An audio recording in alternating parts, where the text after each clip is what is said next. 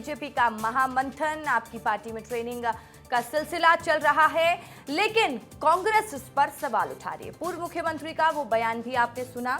पूर्व मुख्यमंत्री जी के बयान को थोड़ा सा करेक्शन करने की जरूरत है। भारतीय प्रबंध संस्थान, Indian institute of management bureaucrats के लिए भी कोर्स आयोजित करता है 2-2 साल के, जिसको पब्लिक पॉलिसी एंड रिसर्च कहते हैं।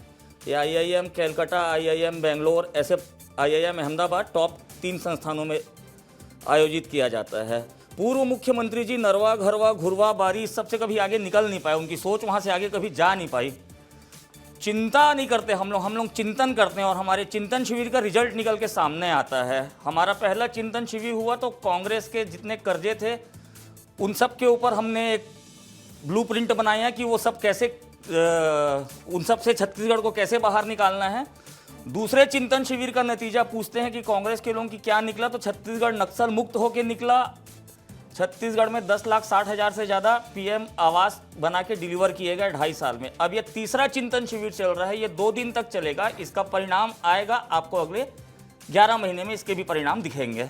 अच्छा, चलिए ठीक है। चिंतन शिविर में क्या हो रहा है अजय गंगवानी जी, वैभव बैस जी बता दिए। पहले दूसरे चिंतन शिविर में क्या हुआ था वो भी बता दिए, लेकिन बीजेपी चिंतन शिविर कर रही है तो फिर कांग्रेस पार्टी को क्या दिक्कत है? देखिए रसिका जी, महत्वपूर्ण है कि किसी भी राजनीतिक संगठन के लिए, किसी भी ऑर्गेनाइजेशन के लिए जो है प्रशिक्षण एक सतत प्रक्रिया है, परंतु महत्वपूर्ण उस प्रक्रिया के बाद अगर उसका फायदा छत्तीसगढ़ की आम जनता को मिलता, यहाँ के किसानों को, महिलाओं को, आदिवासियों को, युवाओं को, तो कांग्रेस पार्टी कंधे से कंधा मिला के समर्थन साथ खड़ी थी। मेरे मित्र बड़े बड़े दावे कर रहे हैं, 2 बार पहले भी प्रशिक्षण हो चुका।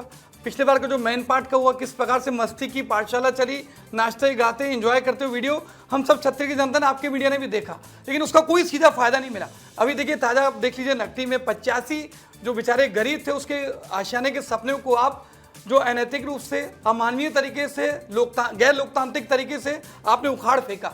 रोज 3 हत्याएं हो रही है, प्रतिदिन 9 महिलाओं के साथ बलात्कार हो रहा है। छत्तीसगढ़ को उड़ता पंजाब की तरफ पे आपने उड़ता छत्तीसगढ़ बना दिया है। लगातार रेत के वैध उत्खनन यहाँ तक पहुँच चुका है, एक भाजपा नेता दूसरे भाजपा नेता को उसकी गाड़ी में जिंदा जला दे रहा है। तो किस प्रकार से वर्चस्व की लड़ाई चल रही है ये दिखता है। शराब की आपने नदियाँ बहा के रखी है, बिजली दर में 5 वृद्धि कर चुके हैं, आरक्षण संशोधन अभी तक 2.5 साल से अटका हुआ है, महंगाई चरम पे है, गुटबाजी अंतकलह चरम पे है, और सीमेंट और लोहे के दाम लगातार बढ़ रहे हैं। व्यापारियों के यहाँ GST के छापे लग रहे हैं। मतलब ऐसा कोई सगा नहीं जिसे भाजपा ने ठगा नहीं। मैं पूछना चाहता हूँ, मोदी गारंटी के वादे थे, आपके सगा को 2.5 साल हो गया, 1 लाख युवाओं के रोजगार का दावा था, 2.5 साल में क्या 50 युवाओं को रोजगार मिल पाया?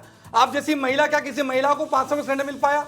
मेरे मित्र प्रधानमंत्री आवास का दावा कर रहे हैं, लिखित श्वेत पत्र जारी कर दें कितने प्रधानमंत्री आवास बनाए। आपने 4 लाख कर्मचारियों को 100 दिन में नियमित करने का वादा किया था, कितने कर्मचारियों को नियमित किया बताइए? आप ही के चैनल पे लगातार मैं कर्मचारियों के हड़ताल के चक्कर में छत्तीसगढ़ में हड़तालगढ़ बना दिया है। तो लगातार जो बड़े बड़े दावे कर रहे हैं, सुशासन की बात कर रहे हैं, अभी सुशासन तिहार मनाया गया, 37 लाख आवेदन, अंडरलाइन करो रसिका जी आपके चैनल पे, 37 लाख आवेदन आए, जो इस बात का प्रमाण है कि शायद सरकार की कार्यप्रणाली से, इनके अधिकारियों से, इनके प्रशासनिक तंत्र से यहाँ की जनता परेशान है। आज जो जनदर्शन कार्यक्रम हुआ उसमें 75,000 आवेदन आए, एक टोल फ्री नंबर जारी की गया, 3 दिन में 15,000। ये सारे जो प्रमाण है कि शायद हमारे और भी मेहमानों का रुख करते हैं। अजय गंगवानी जी, आपके सभी सवालों का जवाब लूंगी मैं वैभव बैस जी से, लेकिन उससे पहले मैं उचित शर्मा जी का रुख करना चाहूंगी। उचित शर्मा जी, जिस तरीके से बीजेपी का चिंतन शिविर 3.0 शुरू हो चुका है, इसको कैसे समझाएंगे, क्या हो रहा होगा इसमें, और इससे पार्टियों को क्या फायदा होता है जो बीच में पार्टी प्रशिक्षण लेती रहती है? देखिए, प्रशिक्षण एक वैल्यू एडिशन के लिए काम होता है, नो डाउट प्रशिक्षण लेते रहना चाहिए, एक थोड़ा अपनी धार तेज करने के लिए सब चीज़ें होती है। फिलहाल हम जिस पर चर्चा कर रहे हैं, जो IIM में जो ट्रेनिंग चल रही है, ये बेसिकली एक प्रोफेशनल प्रोग्राम है IIM का। मैं खुद मैनेजमेंट का स्टूडेंट रहा हूँ। ऐसे कई NIT हो, IIM हो, ये संस्थान ट्रेनिंगें देते हैं आपको, हमको कॉर्पोरेट को कई को ट्रेनिंग देते हैं। ये उनकी अपनी एक कार्यशैली है और ये उनका एक प्रोफेशनल, मुझे श्योर तो नहीं हूँ, मगर उन्होंने इसके अच्छे खासे चार्ज किए होंगे, 50, 60, 1 करोड़ रुपये उन्होंने बाकायदा इससे चार्ज लिए होंगे। तो ये एक अपने आप में, लेकिन सवाल ये है कि इसका आउटकम क्या आता है। नेता लोगों को, इतनी तमाम मंत्रियों को हम इतनी ट्रेनिंग देते हैं, चीज़ें होती हैं, 3 दिन बाद 5 दिन बाद सब वही ढाक के पात वही हाल हो जाता है। चाहे ये ट्रेनिंग हो, चाहे अधिकारियों की और नेताओं की विदेश यात्रा हो, विदेश यात्रा और एजुकेशनल यात्रा, जो लाखों करोड़ रुपए अधिकारी भी खर्चा करते हैं, इनसे कोई फायदा आम जनता को नहीं होता। अगर हकीकत में आपको कुछ सीखना है तो पंचायत से उठा के सरपंच को बुला के आप अपनी कैबिनेट में ब्रीफिंग करवाएं उससे कि एक्चुअल तकलीफ गुड गवर्नेंस में कहाँ है। कहाँ हकीकत है, तब जमीनी चीज़ें मालूम चलेंगी, हकीकत वहाँ। देखिए इस टाइप की ट्रेनिंग से और इन नेताओं की और अधिकारियों की विदेश यात्रा से गुड गवर्नेंस ठीक नहीं होगा। इससे जनता को उतना ही फायदा होगा जितना कि कोविड के वक्त कपूर सूंघने से हुआ था। हकीकत यही है कि ये इससे कोई जनता को लाभ, ये मैनेजमेंट ट्रेनिंग है 5 साल के, आप राजनीति में 50 साल की आप बातें करेंगे, लॉन्ग विजन रखेंगे, ठीक है, लेकिन वर्तमान में क्या मिल रहा है उस पर भी तो देखना होगा। और पिछले 2 साल में आपने क्या किया, इसका आउटकम क्या है, इस पर गंभीर चर्चा जरूर हो। ठीक है मृगेन जी, आपसे भी मेरा सवाल यही रहेगा कि कैसे समझाएंगे दर्शकों को जो चिंतन शिविर 3.0 आयोजित किया गया है, क्योंकि इस पर राजनीति भी हो रही है, कई आरोप भी लग रहे हैं, ये भी पहलू सामने आ रहा है कि आईआईएम में ही क्यों रखा गया, तो ओवरऑल आप पूरा समझाइएगा।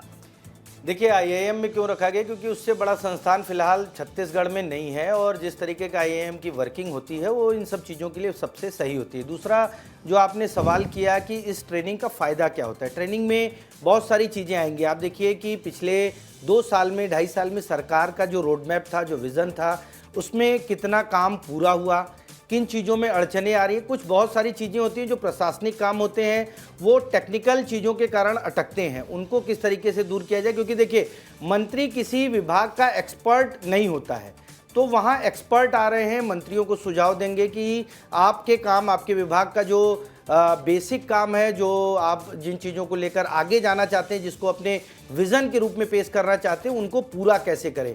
क्योंकि अल्टीमेट 5 साल के बाद जब आप चुनाव मैदान में जाते हैं तो आपको बताना पड़ता है कि 5 साल में हमने किया क्या, हमारा रोड मैप क्या था और उसको कितना अचीव कर पाए। जिस मोदी की गारंटी की बात हो रही है, उस मोदी की गारंटी को कितना पूरा कर पाए, जनता ये पूछेगी।